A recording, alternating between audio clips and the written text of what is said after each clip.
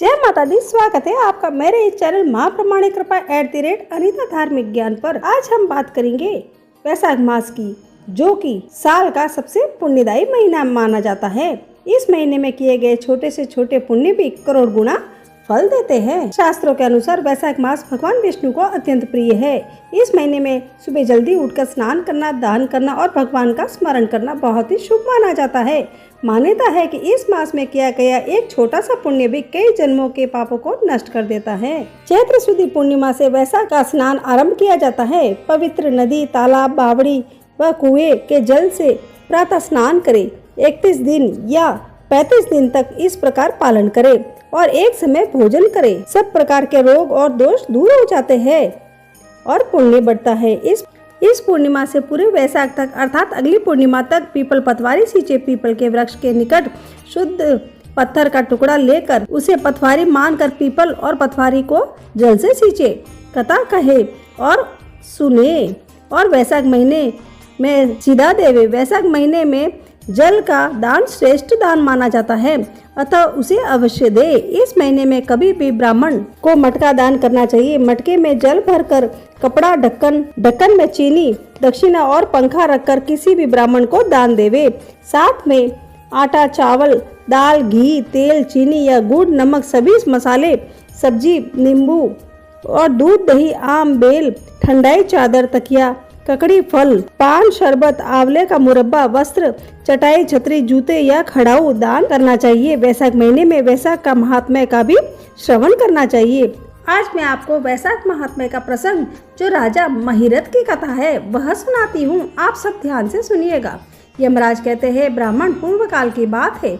महिरथ नाम से विख्यात एक राजा थे। उन्हें अपने पूर्व जन्म के पुण्यों के फल स्वरूप प्रचुर ऐश्वर्य और संपत्ति प्राप्त हुई थी, परंतु राजा राज्य लक्ष्मी का सारा भार मंत्री पर रखकर स्वयं विषय भोग में आसक्त हो रहे थे।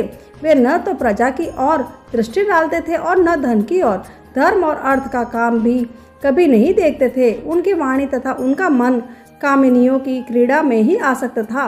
राजा के पुरोहित का नाम कश्यप था। जब राजा को विषयों में रमते हुए बहुत दिन व्यतीत हो गए, तब पुरोहित के मन में विचार किया कि जो गुरु मोहवश राजा को अधर्म से नहीं रोकता, वह भी उसके पाप का भागीदार होता है। यदि समझाने पर भी राजा अपने पुरोहित के वचनों की अवहेलना करता है, तो पुरोहित निर्दोष हो जाता है। उस दशा में राजा की सारी दोषों का भागी होता है। कश्यप जी बोले कि हे राजन, मैं तुम्हारा गुरु हूँ, अतः धर्म और अर्थ से युक्त मेरे वचनों को सुनो। राजा के लिए यही सबसे बड़ा धर्म है कि वह गुरु की आज्ञा में रहे। गुरु की आज्ञा का आंशिक पालन भी राजाओं की आयु, लक्ष्मी तथा सुख को बढ़ाने वाला है। तुमने दान के द्वारा कभी ब्राह्मणों को तृप्त नहीं किया, भगवान श्री विष्णु की आराधना नहीं की, कोई व्रत, तपस्या तथा तीर्थ भी नहीं किया। महाराज, कितने खेद की बात है कि तुमने काम के अधीन होकर कभी भगवान के नाम का स्मरण नहीं किया, अबलाओं की संगत में पढ़कर विद्वानों की संगति नहीं की। जिसका मन स्त्रियों में न हर लिया, उसे अपनी विद्या, तपस्या, त्याग, नीति तथा विवेकशील चित्त में क्या लाभ हुआ है। एकमात्र धर्म ही है जो सबसे महान और श्रेष्ठ है, जो मृत्यु के बाद भी साथ जाता है। शरीर के उपभोग में आने वाली अन्य जितनी वस्तुएं हैं, वे सब यही नष्ट हो जाती है। धर्म की सहायता से ही मनुष्य दुर्गति से पार होता है। राजेंद्र, क्या तुम नहीं जानते, मनुष्यों के जीवन का विलास जल की उत्ताल तरंगों के समान चंचल एवं अनित्य है, जिनके लिए विनय ही पगड़ी है, मुकुट है, सत्य और धर्म की कुंडल है तथा त्याग ही कंगन है, और उन्हें जड़ आभूषणों की क्या आवश्यकता है। मनुष्यों के निर्जीव शरीर को काठ और ठेले के समान पृथ्वी पर फेंक उसके बंधु बांधव मुंह फेर कर चल देते हैं। केवल धर्म ही उसके पीछे पीछे जाता है। सब कुछ जा रहा है, आयु प्रतिदिन क्षीण हो रही है तथा यह जीवन भी लुप्त होता जा रहा है। ऐसी अवस्था में भी तुम उठकर भागते क्यों नहीं। स्त्री, पुत्र आदि, कुटुंब, शरीर तथा द्रव्य संग्रह, ये सब पराये हैं, अनित्य है, किंतु पुण्य और पाप अपने हैं। जब एक दिन सब कुछ छोड़कर तुम्हें व्यवस्था पूर्वक जाना ही है, तो तुम अनर्थ में फंसकर अपने धर्म का अनुष्ठान क्यों नहीं करते। मरने के बाद उस दुर्गम पथ पर अकेले कैसे जा सकोगे, जहाँ न ठहरने के लिए स्थान हो, न खाने योग्य अन्न हो, न पानी है, न राह खर्च और न ही राह बिताने वाला कोई गुरु ही है। यहाँ से प्रस्थान करने के बाद तुम्हारे पीछे कुछ भी नहीं जाएगा, केवल पाप और पुण्य जाते समय तुम्हारे पीछे पीछे जाएंगे। अतः तुम आलस्य छोड़कर वेदों तथा स्मृतियों में बताए हुए देश और कुल के अनुरूप हितकर कर्म का अनुष्ठान करो। धर्म मूल सदाचार का सेवन करो। अर्थ और काम भी यदि धर्म से रहित हो तो उनका परित्याग कर देना चाहिए। दिन रात इंद्रिय विजय रूपी योग का अनुष्ठान करना चाहिए, क्योंकि जितेंद्रिय राजा ही प्रजा को अपने वश में रख सकता है। लक्ष्मी अत्यंत प्रगल्भ्य रमणी के कटाक्ष के समान चंचल होती है। विनय रूपी गुण धारण करने से ही वह राजाओं के पास दीर्घकाल तक ठहरती है। जो अत्यंत कामी और घमंडी है, जिनका सारा कार्य बिना विचारे ही होता है, उन मूढ़ चेता राजाओं की संपत्ति उनकी आयु के साथ ही नष्ट हो जाती है।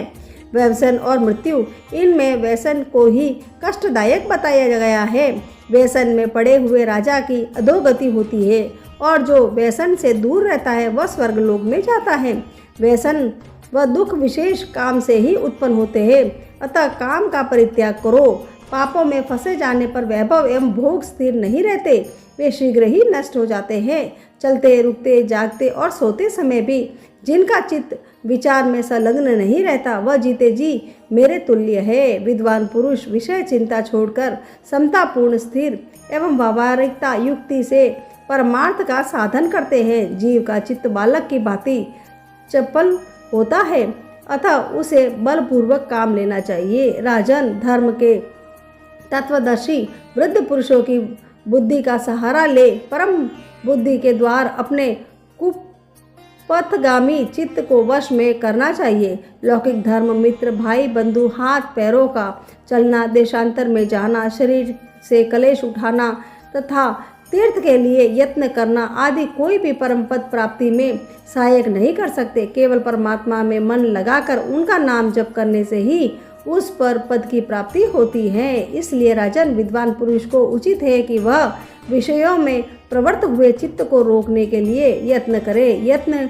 से वह अवश्य ही वश में हो जाता है। यदि मनुष्य मोह में पड़ गया जाए तो स्वयं विचार करने में असमर्थ हो जाए, उसे विद्वान सुहृदों के पास जाकर प्रश्न करना चाहिए। वे पूछने पर यथोचित कर्तव्य का उपदेश देते हैं। कल्याण की इच्छा रखने वाले को हर एक उपाय से काम और क्रोध का निग्रह करना चाहिए, क्योंकि वे दोनों कल्याण का विधात करने के लिए उद्यत रहते हैं। हे राजन, काम बड़ा बलवान है, वह शरीर के भीतर रहने वाले महान शत्रु है। श्रेय के अभिलाषा रखने वाले पुरुष को उसके अधीन नहीं बोलना चाहिए। अतः विधि पूर्वक पालन किया हुआ धर्म ही सबसे श्रेष्ठ है। इसलिए तुम धैर्य धारण करके धर्म का आचरण करो। यह श्वास बड़ा चंचल है, जीवन उसी के अधीन है।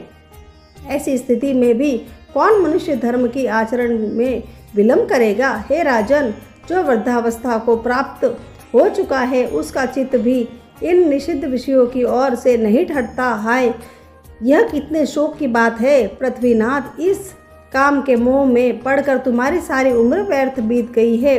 अब भी तो अपने हित साधनों में लगो। राजन, तुम्हारे लिए सर्वोत्तम हित की बात कहता हूँ, क्योंकि मैं तुम्हारा पुरोहित और तुम्हारे भले बुरे कर्म का भागी हूँ। हे मुनीश्वर, मैं ब्रह्म हत्या, सुरापान, चोरी, गुरु पत्नीगामी आदि महापातक बताए हैं। उनमें से मनुष्य द्वार, मन, वाणी और शरीर से भी किए हुए पाप है, उन्हें वैशाख मास समाप्त कर देता है। जैसे सूर्य अंधकार का नाश करता है, उसी प्रकार वैशाख मास पाप रूपी महान अंधकार को सर्वथा नष्ट कर डालता है। इसलिए तुम विधि पूर्वक वैशाख व्रत का पालन करो। हे राजन, मनुष्य वैशाख मास की विधि के अनुष्ठान द्वारा होने वाले पुण्य के प्रभाव से जन्म भर के किए हुए घोर पापों का परित्याग करके परम धाम को प्राप्त होता है। इसलिए महाराज, तुम भी इस वैशाख मास के प्रातः स्नान करके विधि पूर्वक भगवान मधुसूदन की पूजा करो। जिस प्रकार कूटने छाटने की क्रिया से चावल की भूसी छूट जाती है, मांजने से तांबे की कालिक मिट जाती है, उसी प्रकार शुभ कर्म का अनुष्ठान करने से पुरुष के अंतःकरण का मल धुल जाता है। राजा ने कहा कि सौम्य स्वभाव वाले गुरुदेव, आपने मुझे वह अमृत पिलाया है जिसका आविर्भाव समुद्र से नहीं हुआ। आपका वचन संसार रूपी रोग का निवारण तथा दुर्व्यसनों से मुक्त करने वाला द्रव्य भिन्न औषध है। आपने कृपा करके मुझे आज इस औषध का पान कराया है। हे विप्रवर, सत्पुरुषों का सम्मान मनुष्यों को हर्ष प्रदान करने वाला, उनके पापों को दूर भगाने वाला तथा जरा मृत्यु का अपहरण करने वाली संजीवनी बूटी है। इस पृथ्वी पर जो मनोरथ दुर्लभ माने गए हैं वे सब यहाँ साधु पुरुषों के संग से प्राप्त हो जाते हैं। जो पापों का अपहरण करने वाली सत्संग की गंगा में स्नान कर चुका है उसे दान, तीर्थ, सेवन, तपस्या तथा यज्ञ करने की क्या आवश्यकता होती है। ये प्रभु, आज के पहले मेरे मन में जो भी भाव उठते थे वे सब केवल काम सुख के प्रति लोभ उत्पन्न करते वाले थे, परंतु आज आपके दर्शन से तथा वचन सुनने से उनमें विपरीत भाव आ गया है। मूर्ख मनुष्य एक जन्म के सुख के लिए हजारों जन्मों का सुख नष्ट कर डालता है और विद्वान पुरुष एक जन्म में से हजारों जन्म बना डालते हैं। हाय हाय, कितने खेद की बात है कि मुझ मूर्ख ने अपने मन को सदा काम जनित रस के अस्वादन सुख में ही फंसाए रखने के कारण कभी भी कुछ भी आत्मकल्याण का कार्य नहीं किया।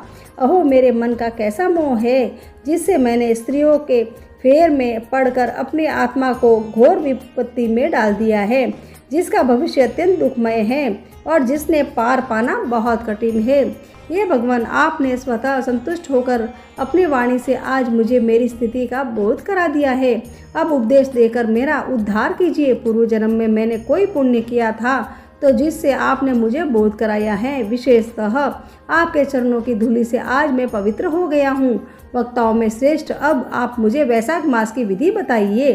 तब कश्यप जी बोले कि हे राजन, बुद्धिमान पुरुष को चाहिए कि वह बिना पूछे अथवा अन्यायपूर्वक पूछने पर किसी को उपदेश न दे, लोक में जानते हुए भी जड़वत अनजान की भांति आचरण करे, परंतु विद्वानों, शिष्यों, पुत्रों तथा श्रद्धालु पुरुष को उनके हित की बात कृपा पूर्वक बिना पूछे ही बतानी चाहिए कि राजन, इस समय तुम्हारा मन धर्म में स्थित हुआ है, अतः तुम्हें वैशाख स्नान के उत्तम व्रत का पालन कराऊंगा।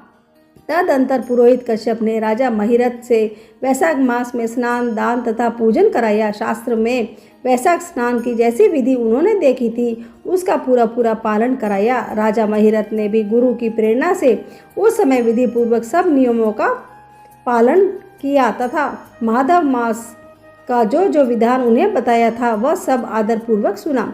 उन नपश्रेष्ठ में प्रातःकाल स्नान करके भक्ति भाव के साथ पाद और अर्घ्य आदि देकर श्री हरि का पूजन किया तथा निवेद भोग लगाया। यमराज कहते हैं कि हे ब्राह्मण, तत्पश्चात राजा के ऊपर काल की दृष्टि पड़ी। अधिक मात्रा में रति का सेवन करने से उन्हें क्षय का रोग हो गया था, जिससे उनका शरीर अत्यंत दुर्बल हो गया। अनंत गोत्वाम उनकी मृत्यु हो गई। उस समय मेरे तथा भगवान विष्णु के दूत भी उन्हें लेने पहुँचे। विष्णु दूतों ने ये राजा धर्मात्मा है यूँ कहकर मेरे सेवकों को डांटा और स्वयं राजा को विमान पर बैठाकर वे वैकुंठ धाम को ले गए। वैशाख मास में प्रातःकाल स्नान करने से राजा का पातक नष्ट हो चुका था। भगवान विष्णु को दूत अत्यंत चतुर होते हैं। वे भगवान की आज्ञा के अनुसार राजा महिरथ को नरक मार्ग के निकट से ले चले। जाते जाते राजा ने नरक में पकाए जाने के कारण घोर चित्कार करने वाले नरकीय जीवों का आर्तनाद सुना। कढ़ाई में डालकर औटाए जाने वाले पापियों का क्रंदन बड़ा भयंकर था। सुनकर राजा को बड़ा विस्मय हुआ और अत्यंत दुखी होकर दूतों से बोले कि जीवों के कराहने से यह भयंकर आवाज़ क्यों सुनाई दे रही है, इससे क्या कारण है, आप लोग सब बातें बताने की कृपा करें। तब विष्णुदूत बोले कि जिन प्राणियों ने धर्म की मर्यादा का परित्याग किया है, जो पापाचारी एवं पुण्यहीन है, वे तामिस्त्र आदि भयंकर नरकों में डाले गए हैं। पापी मनुष्य प्राण त्याग के पश्चात यमलोक के मार्ग में आकर भयानक दुख भोगते हैं। यमराज के भयंकर दूत इन्हें इधर उधर घसीटते हैं और वे अंधकार में गिरे पड़ते हैं। उन्हें आग में जलाया जाता है, उनके शरीर में कांटे चुभाए जाते हैं, उनको आरी से चीरा जाता है तथा वे भूख प्यास से पीड़ित रहते हैं। पीप और रक्त की दुर्गंध के कारण उन्हें बार बार मूर्छा आ जाती है। कहीं वे खौलते हुए तेल में औटाए जाते हैं तो कहीं उन पर मूसलों की मार पड़ती है और कहीं तपाए हुए लोहे की शिला पर डालकर उन्हें पकाया जाता है। कहीं वमन, कहीं पीप और कहीं रक्त उन्हें खाने को मिलता है। मुर्दों की दुर्गंध से भरे हुए करोड़ों नरक है, जहाँ शरपत्र वन है, शिलापात के स्थान है जहाँ पापी शिलाओं पर पटके जाते हैं तथा वहाँ की समतल भूमि भी आग से तपी हुई होती है। उनके सिवाय गर्म लोहे में खौलते हुए तेल के मैदा के तपे हुए स्तंभ कुट शालमिल नाम के भी नरक है। छुरे, कांटे, कील और उग्र ज्वाला के कारण क्षोभ एवं भय उत्पन्न करने वाले बहुत से नरक है। कहीं तपी हुई बैतरणी नदी है तो कहीं पीप से भरे हुए अनेकों कुंड है। इन सब में पृथक पृथक पापियों को डाला जाता है। कुछ नरक ऐसे हैं जो जंगल के रूप में है, वहाँ के पत्ते तलवार की धार के समान तीखे हैं, इसी में उन्हें असीपत्रवन कहते हैं। वहाँ प्रवेश करते ही नर नारियों के शरीर कितने ही छिलने लगते हैं। कितने ही नरक और अंधकार तथा आग की लपटों के कारण अत्यंत दारुण प्रतीत होते हैं। इनमें बार बार यातना भोगने के कारण पापी जीव नाना प्रकार के स्वरों में रोते हुए और विलाप करते हैं। राजन, इस प्रकार से शास्त्र विरुद्ध कर्म करने वाले पापी जीव कराहते हुए नरक यातना का कष्ट भोग रहे हैं। उन्हीं का यह कंदन हो रहा है। सभी प्राणियों को अपने पूर्वकृत कर्मों का भोग भोगना पड़ता है। पराई स्त्रियों का संग प्रसन्नता के लिए किया जाता है, किंतु वास्तव में वह दुख ही देने वाला है। यमराज कहते हैं, करुणा के सागर राजा महिरथ अद्भुत कर्म करने वाले भगवान श्री विष्णु के दूतों की उपयुक्त बात सुनकर द्रवित हो उठे। नीचे ही साधु पुरुषों का हृदय मक्खन के समान होता है। जैसे नवनीत आग की आंच पाकर पिघल जाता है, उसी प्रकार साधु पुरुषों का हृदय भी दूसरों के संताप से संतप्त होकर द्रवित हो उठता है। उस समय राजा ने दूतों से कहा कि राजा बोले कि इन्हें देखकर मुझे बड़ी व्यथा हो रही है।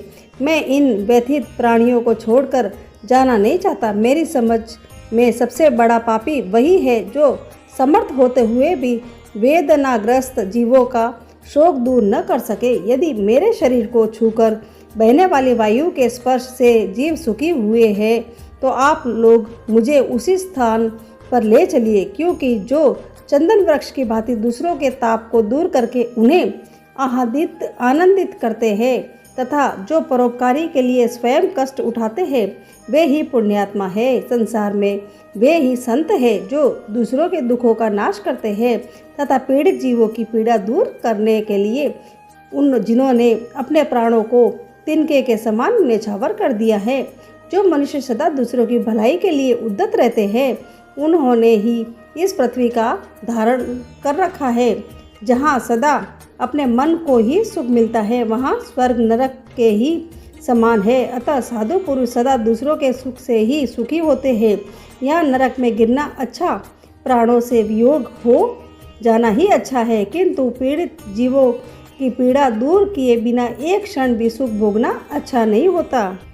दूत बोले कि हे राजन, पापी पुरुष अपने कर्मों का ही फल भोगते हुए भयंकर नरक में पकाए जाते हैं। जिन्होंने दान, होम अथवा पुण्य तीर्थ में स्नान नहीं किया है, मनुष्य का उपकार तथा कोई उत्तम पुण्य नहीं किया है, वे ही परलोक में आने पर घोर नरकों में पकाए जाते हैं। जिनका शील स्वभाव दूषित है, जो दुराचारी व्यवहार में निंदित, दूसरों की बुराई करने वाले एवं पापी है, वे ही नरकों में पड़ते हैं। जो पापी अपने मर्म भेदी वचनों से दूसरों का हृदय विदीर्ण कर डालते हैं तथा जो पराई स्त्रियों के साथ विहार करते हैं, वे नरकों में पकाए जाते हैं। महाभाग भूपाल, आओ अब भगवान के धाम को चले। तुम पुण्यवान हो, अतः अब तुम्हारा यहाँ ठहरना उचित नहीं है। राजा ने कहा कि विष्णु दूतगण, यदि मैं पुण्यात्मा हूँ तो इस महाभयंकर यातना मार्ग में कैसे लाया गया? मैंने कौन सा पाप किया है तथा किस पुण्य के प्रभाव से मैं विष्णु धाम को जाऊँगा? आप लोग मेरे इस संचय का निवारण करें। तब दूतों ने कहा कि राजन, तुम्हारा मन काम में के अधीन हो रहा था, इसलिए तुमने कोई पुण्य यज्ञ अनुष्ठान अथवा यज्ञ वशिष्ठ अन्न का भोजन नहीं किया है, इसलिए तुम्हें इस मार्ग से लाया गया है। किंतु लगातार 3 वर्षों तक तुमने अपने गुरु की प्रेरणा से वैशाख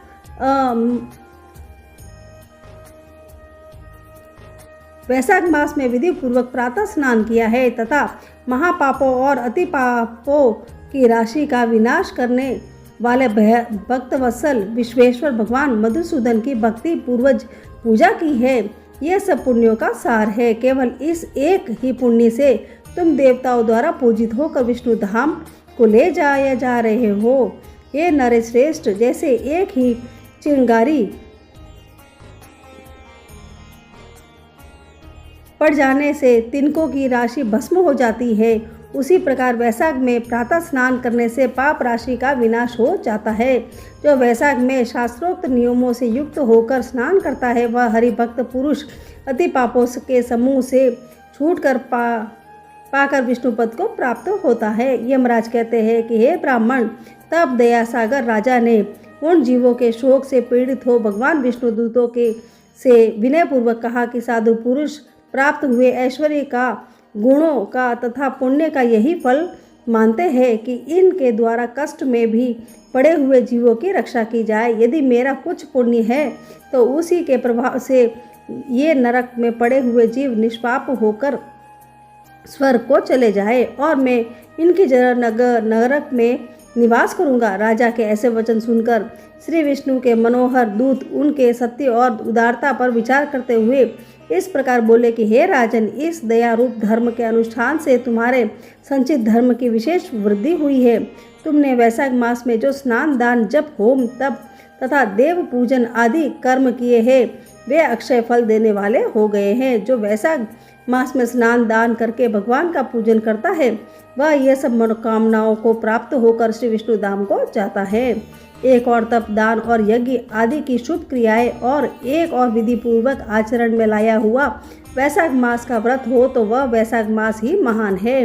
हे राजन, वैशाख मास में एक दिन का भी जो पुण्य है वह तुम्हारे लिए सब दानों से बढ़कर है। दया के समान धर्म, दया के समान तप, दया के समान दान और दया के समान कोई मित्र नहीं है। पुण्य का दान करने वाले मनुष्य सदा लाख गुना पुण्य प्राप्त करता है।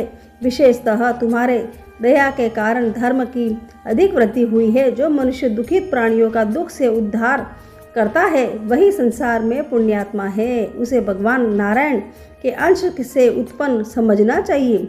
वीर, वैशाख मास की पूर्णिमा को तीर्थ में जाकर जो तुमने सब पापों का नाश करने वाला स्नान, दान आदि पुण्य किया है उसे विधिवत भगवान श्री हरि को साक्षी बनाकर 3 बार प्रतिज्ञा करके इन प्राणियों के लिए दान कर दो, जिससे ये नरक से निकलकर स्वर्ग की ओर चले जाए। हमारा तो ऐसा विश्वास है कि पीड़ित जंतुओं को शांति प्रदान करने से जो आनंद मिलता है उसे मनुष्य स्वर्ग और मोक्ष में भी नहीं पा सकता। सौम्य, तुम्हारी बुद्धि, दया एवं दान में दृढ़ है। इसे देखकर हम लोगों को भी उत्साह होता है। राजन, यदि तुम्हें अच्छा जान पड़े तो अब बिना विलंब किए इन्हें वह पुण्य प्रदान करो जो नरक यातना के दुख को दग्ध करने वाला है।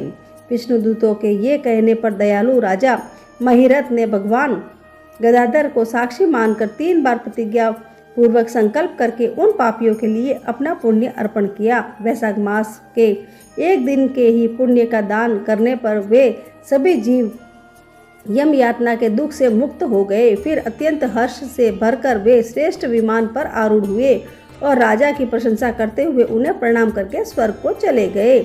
इस दान से राजा को विशेष पुण्य की प्राप्ति हुई। मुनियों और देवताओं का समुदाय उनकी स्तुति करने लगा तथा वे जगदीश्वर श्री विष्णु के पार्षद द्वारा अभिवंदित होकर उस परम पद को प्राप्त हुए जो बड़े बड़े योगियों के लिए भी दुर्लभ है। हे द्विजश्रेष्ठ, यह वैशाख मास और पूर्णिमा का कुछ महात्म्य यहाँ थोड़े में बताया गया है। यह धन, यश, आयु तथा परम कल्याण में प्रदान करने वाला है।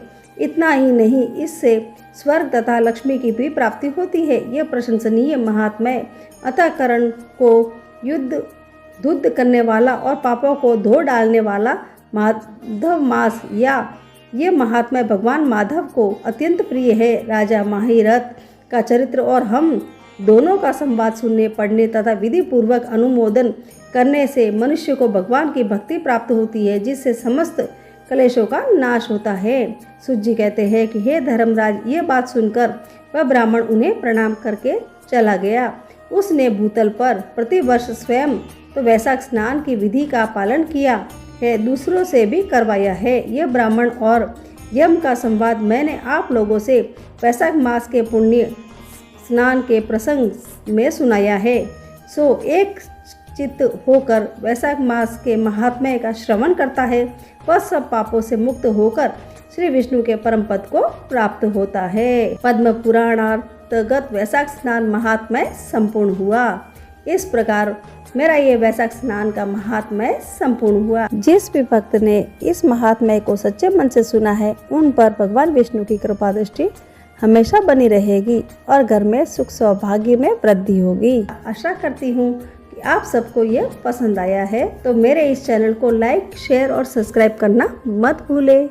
जय माता दी, जय श्री कृष्णा।